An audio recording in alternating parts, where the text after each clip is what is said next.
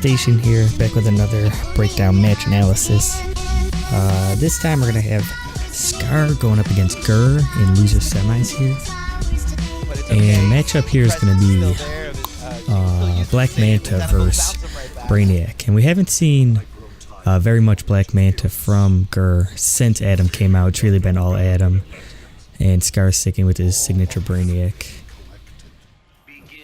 First of all, I just want to apologize for how long it's taken me to get these videos out. I had a little bit of difficulties recording these last 3 videos, but I really like the Black Manta pick in this matchup. It is, I think Black Manta really does well here. He has a lot of space control with forward 2 from the forward 2 of Black Manta.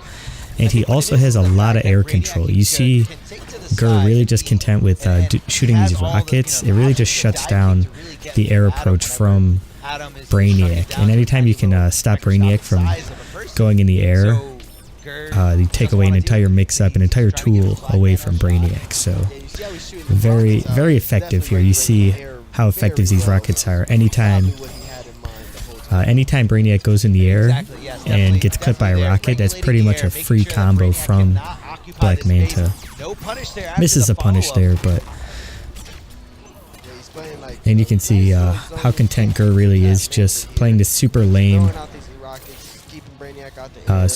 play, just backing off, staying full screen. So Scar couldn't start his offense. And plays like almost his hit and run style. Like goes in, does his block strength, doesn't work, and then backs off. And you know, it's really a win-win situation for Gur. And right there, look at how content Gur is with doing that. It's really good for Black Manta actually, because of if Brainiac gets clipped by the rocket, he gets Gur gets the full combo, and if not, Black Manta builds a whole bunch of meter there, so it's a really good trade. A really good, yeah, I guess trade for Gur. But right there you can see Gur gets a little impatient and just starts going in. And even right here you can see him moving forward, trying to close it out. Eventually closes it out with the wake up. And even right here you can see him moving forward, jumping in. Very different from the beginning of how he played that first life bar. Right there, waking up forward dash. Even when you're down to nothing, you are going to try to do something. Yeah, Scar is always trying to make an offensive move. And this is really what he needs to do, Gur. Just play that full screen game. Wow. Get out of here. Yeah, but just play that full screen game. Could have got a better punish on that, but... Oh, looking for a double overhead there. And that was so smart for Brainiac to throw him back in the corner. Scar with Brainiac really just needs to close the distance and get in on Black Manta. And you can see right here, Scar is taking note of how Gur is getting impatient. You see, he really doesn't like playing with that life deficit. So as soon as he gets that life deficit, he starts dashing forward and jumping in. Scar takes note and instantly air-to-airs him with a dive kick. And that's really bad now for Gur. Huge life deficit. Should have clashed there. Don't know why he didn't. Yeah, and at that point it was very difficult. Alright, so game number 2 here. Gur gonna change it up to Bane. I think Bane does really well in this matchup here. I think Black Manta does slightly better. I think it's slightly easier to execute with Black Manta, but I think Bane also does fine here. Brainiac has really good pressure, but there's a lot of gaps in that pressure that Bane can really exploit with his armor. Unless the Brainiac player is like frame tight and perfect with his trait and buttons, there will be gaps in his pressure that Bane can really exploit. So I think the Bane pick is fine here. You gotta go with those venom-fueled uppercuts. Now, for those of you who don't know, the way Bane's trait works. And another thing about this matchup is on knockdown, when Bane knocks down Brainiac, he can really just do whatever he wants there. Brainiac's wake up, not good in this matchup. Really, the armored command grab just blows up any option from Brainiac. And this combo does so much damage while in debuff. That is crazy.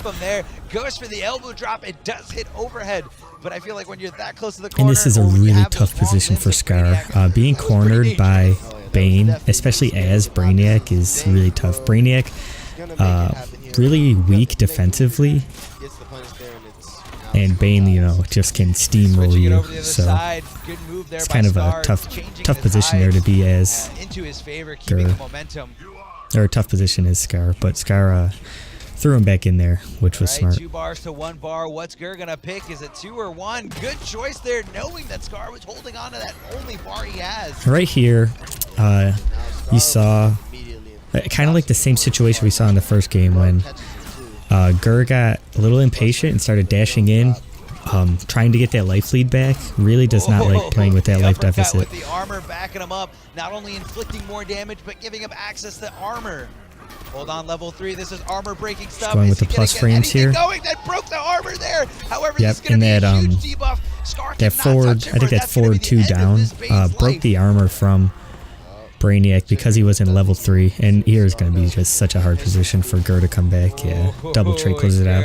But that forward 2 from Bane broke the armor of Scar because level 3 trait from Bane breaks any armor in the game. Meter burn, forward 3, back 3, even super. So that's why that happened there. Alright, game 3. Gur sticks it out with Bane. I like the decision. I think the same thing happened in both games. Gur just got slightly impatient and Scar capitalized on it. Right there, Scar decided to let it go. Now you can also see what level of Venom Bane is in, depending on how many vials are broken there. So like, if we go back here, what I was talking about with the armor, right there, Scar decided let's see, right there, or let me go back one more. Let it go. He can armor this. And right there, Scar decided to he whiffs that dive kick in his face. I'm not sure if he could have armored after the block of trait, but on that whiff dive kick, he can armor that, and it'll eat the trait, or the second hit of the dive kick. So right there again.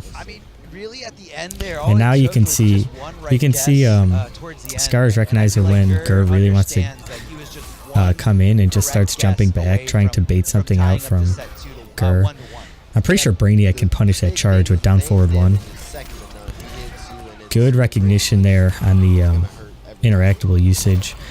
People love using interactables as soon as possible, really. So whenever like you're playing someone and they're in the corner, and just be ready to meter burn forward 3, back 3, or meter burn roll through on their interactable. People love using it first chance they can. I like this clash by Scar. It resets to neutral. He lost only a little bit of life, so doesn't have to spend as much, and that was a sick anti-air grab. But yeah, he doesn't have to spend as much meter to get as much life back, and it resets neutral, which is the more important part. Hold on. The tentacles and the extension there from the drone. Gur looking at interactables. Is he gonna throw it? Yes, he does. Scar trying to find his way in, and Gur trying to get as much damage on the board as possible. And right here, Gur has the life lead by a decent chunk, and you can see him still like dashing in when he shouldn't be. You should really just like hold back and wait for Scar to come to him. He really has no reason to go in at all. That is rough, man. He tried to go for so and even right there, you can see him dashing in and getting punished. Scar never in a grabbable state is Brainiac. Now he lost the life lead there, so now you can see him dashing in even more, getting whiff punished. And right there, I think as soon as he gets that knockdown right here, Gur needs to go in with armor or with trait and go for some command grabs or mix-ups. Instead, he goes for a jump in to, like, I assume bait the wake up, and I just think that is a completely wrong decision. If you're going to go try to bait their way because you might as well just armor through it.